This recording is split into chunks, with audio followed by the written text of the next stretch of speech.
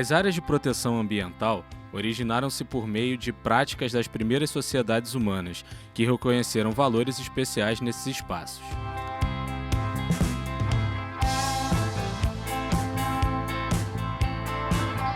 A legislação vigente caracteriza a unidade de conservação como espaço territorial e seus recursos ambientais, como objetivos de conservação e limites definidos, sob regime especial de administração, ao qual se aplicam garantias adequadas de proteção.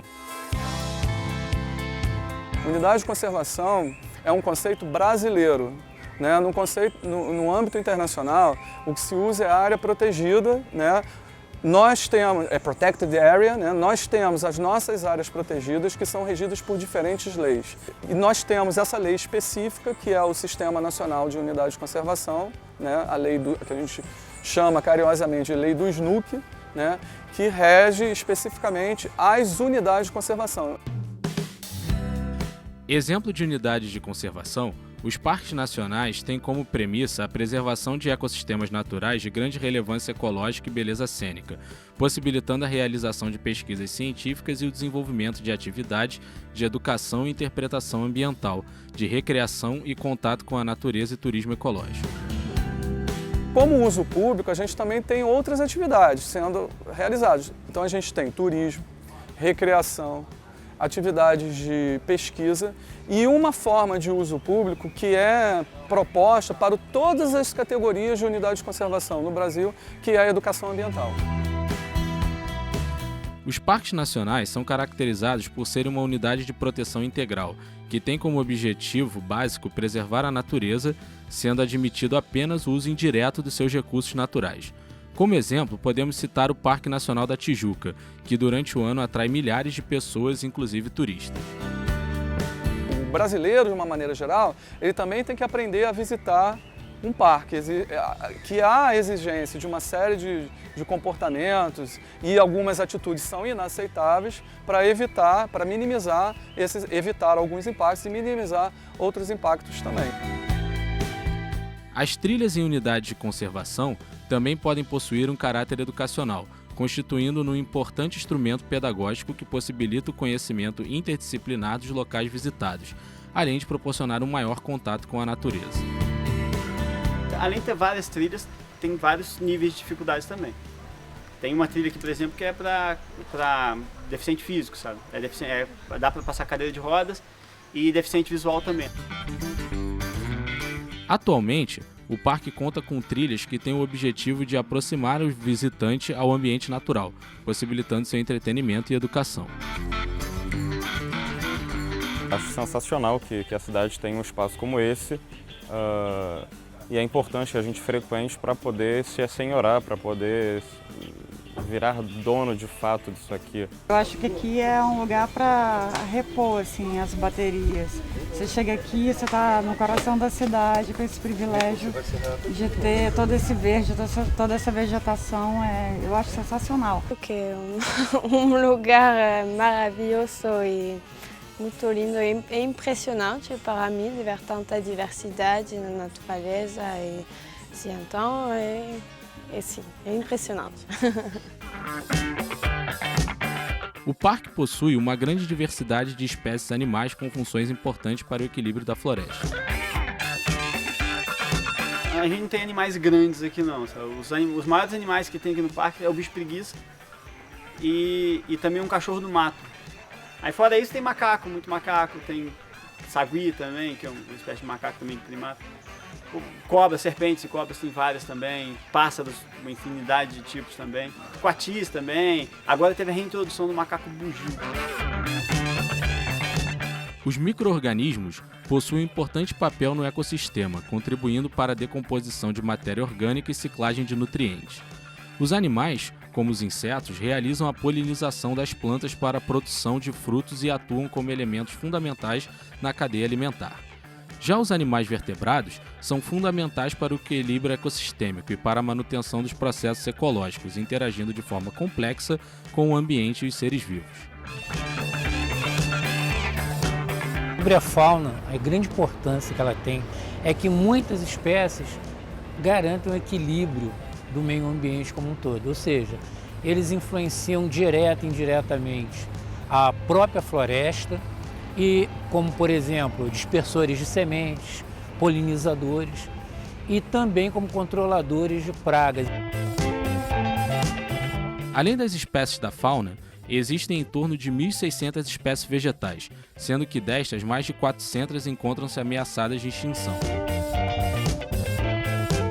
A flora, ela é a base de toda e qualquer cadeia alimentar que exista em qualquer ecossistema. O Parque Nacional da Tijuca tem algumas espécies em extinção. A principal que eu posso citar como exemplo é a que deu até o nome ao nosso país, o pau-brasil. E além dele, tem outras espécies endêmicas, como algumas espécies de bromélias, de orquídeas.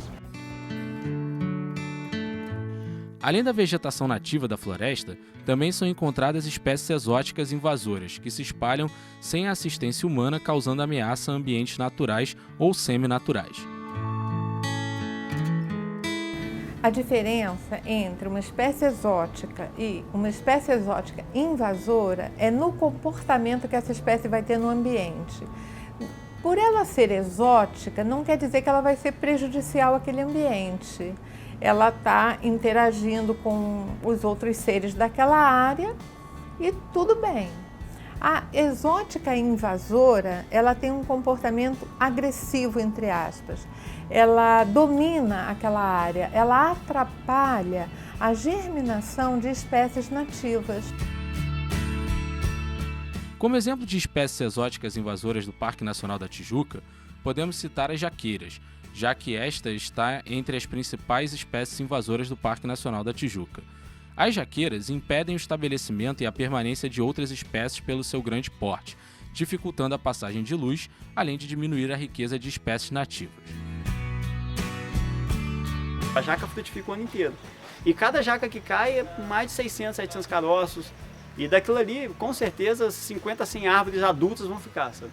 E o problema é que ela dá, a jaqueira principalmente, que ela fica muito grande, a copa muito grande, dá muita sombra e aí não deixa o sol chegar nas plantas nativas e ela sufoca, por isso que a gente fala que é invasora, né? Meio que, entre aspas, ela sufoca as outras plantas, retendo muita água do solo,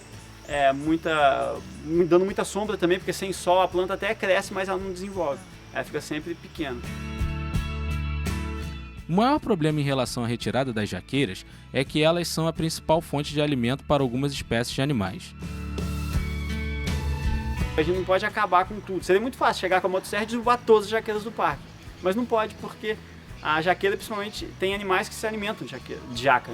A jaca, dependendo da espécie de animal, é a principal fonte de alimento deles. Outro exemplo de espécies exóticas invasoras são as dracenas. Estudos realizados na Floresta da Tijuca indicam que a espécie é altamente competitiva e agressiva, dificultando a germinação e o estabelecimento de propágulos de outras espécies da flora nativa e causa alterações locais, gerando uma competição interespecífica. A dracena também é o mesmo problema da sombra. Ela cresce, tem uma suposição, uma hipótese, assim, pessoas suspeitam que ela solta também uma enzima no solo que deixa as outras plantas mais fracas, não deixa de desenvolver.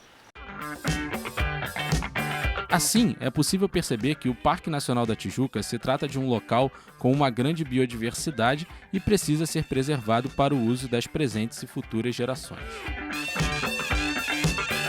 O Parque Nacional da Tijuca é uma joia do Rio de Janeiro, entre outras, né? O Jardim Botânico, o Corcovado, que está dentro do Parque Nacional da Tijuca. Porque é um privilégio, uma cidade como o Rio de Janeiro, ter uma floresta dentro dessa metrópole. Não é para qualquer cidade, né? Então o Rio de Janeiro tem que cuidar dessa pérola que está incrustada no meio de concreto, no meio de ambientes inóspitos, amenizando o clima, tornando o ambiente mais aprazível, enfim, trazendo tantos benefícios. E eu acho que nós, como cidadãos dessa cidade, temos que fazer todo o possível para cuidar desse cantinho tão especial que é o Parque Nacional da Tijuca.